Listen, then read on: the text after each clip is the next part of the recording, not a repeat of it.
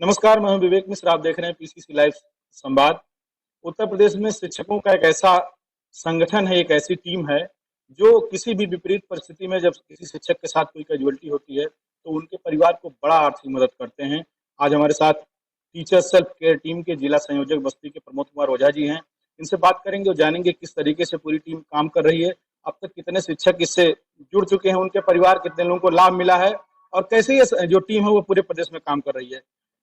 पूरा जो आपका self care teacher self care जो टीम है ये, इसकी शुरुआत कैसे हुई, अब इसकी स्थिति क्या है, अब तक कितने शिक्षकों से इसके माध्यम से मदद उनके परिवार को मिल चुकी है? जी, ये शिक्षक की एक वेदना को देख करके श्री विवेकानंद जी ने इलाहाबाद में इसकी परिचर्चा शुरू की और अपने 4 मित्रों के साथ मिल करके टीचर सेल्फ केयर टीम का गठन किया।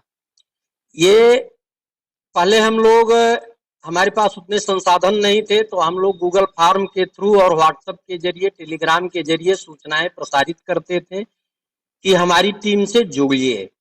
हमने शिक्षकों को जोड़ा और जो शिक्षक जुड़ते हैं और लगातार सहयोग करते हैं, उनके साथ अगर कोई अनहोनी होती है तो जिले की टीम प्रदेश नेतृत्व के आह्वान पे उनके घर जाती है, उसका भौतिक सत्यापन करती है और उनका अकाउंट नंबर लेती है। 2 खाते हम लोग उनके परिजन के लेते हैं, जो अपने डॉक्यूमेंट में, अपने आईडी में नॉमिनी जिनको बनाए रहते हैं उनके, और उसके बाद हम वो चीजें अपने टेलीग्राम ग्रुप पे, अपनी वेबसाइट पे और अपने व्हाट्सएप ग्रुपों पे वायरल करते हैं और उन्हीं खाता नंबर पे हमारे जो सदस्य हैं, वो जो भी ये राशि प्रदेश टीम और जिला टीम के साथ मिल करके निर्धारित होता है कि अब की बार कितने रुपए का सहयोग प्रति नॉमिनी कराया जाएगा।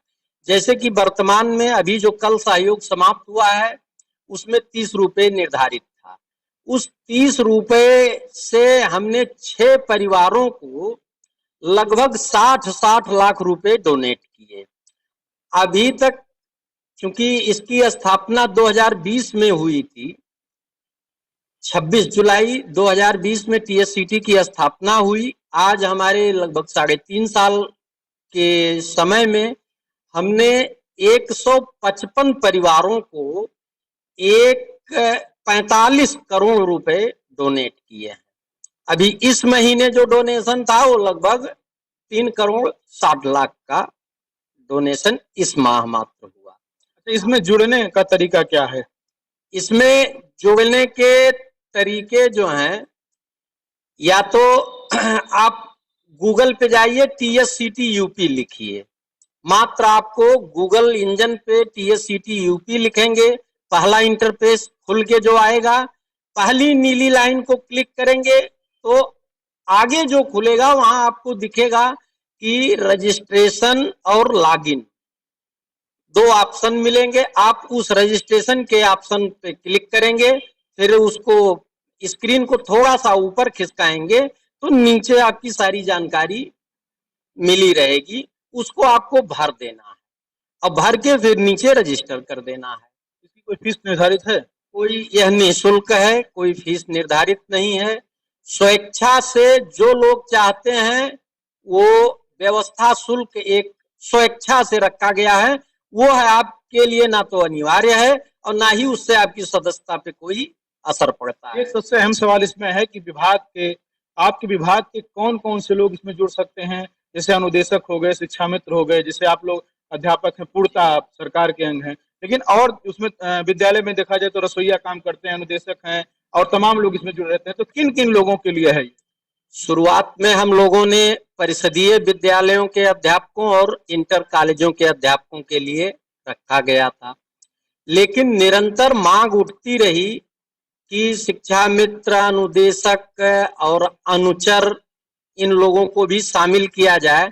तो इन मांगों पे विचार विमर्श करते हुए 1 जनवरी 2024 से हम लोगों ने अपने पोर्टल को अनुचर, अनुदेशक, माध्यमिक शिक्षक, प्राथमिक शिक्षक और बीओ, शिक्षा मित्र और डाइट के प्रवक्ता इन सब लोगों को शामिल किया गया है इसमें। जैसे कि वर्तमान में अपने ब्लॉक, अपने जिले के 4 बीओज भी जुड़े हुए हैं, डोनेट भी करते हैं।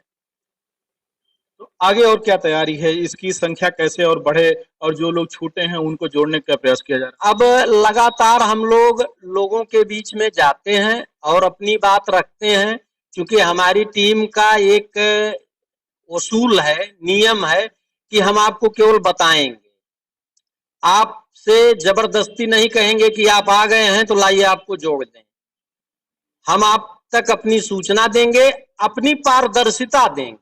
इसमें किसी को एक पैसा ना तो जिला संयोजक के खाते में जाना है, ना किसी के, ना संस्थापक के, कहीं नहीं जाना है। जो नामिनी है उनके खाते में सीधे लाभ जाना है।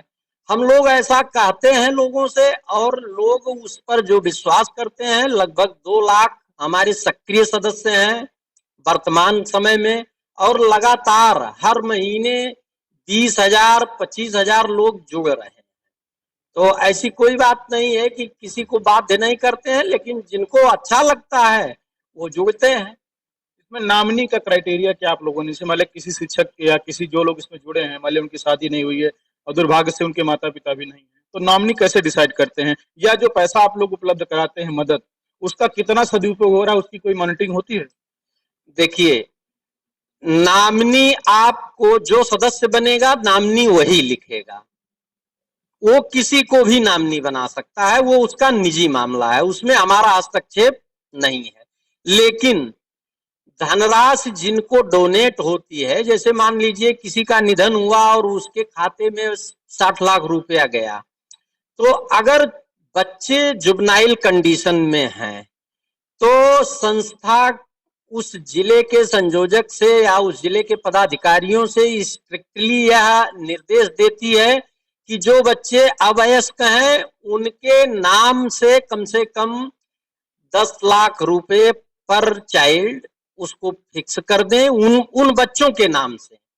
क्योंकि अगर नहीं ऐसा करते हैं, मान लीजिए किसी की 35 साल 30 साल की अवस्था में कैजुअलिटी हो गई और पत्नी नामिनी है और बच्चे 2 हैं, हम सब पैसा नामिनी को दे दिए और कल को वो विवाह कर ली दूसरा, तो हमारा उद्देश्य है कि वह परिवार उखड़ने ना पाए। तो उस परिवार के अंग वो बच्चे भी हैं, लेकिन अगर वो दूसरी शादी कर लेगी तो वो बच्चे कहाँ जाएंगे, ना उसका परवरिश करें।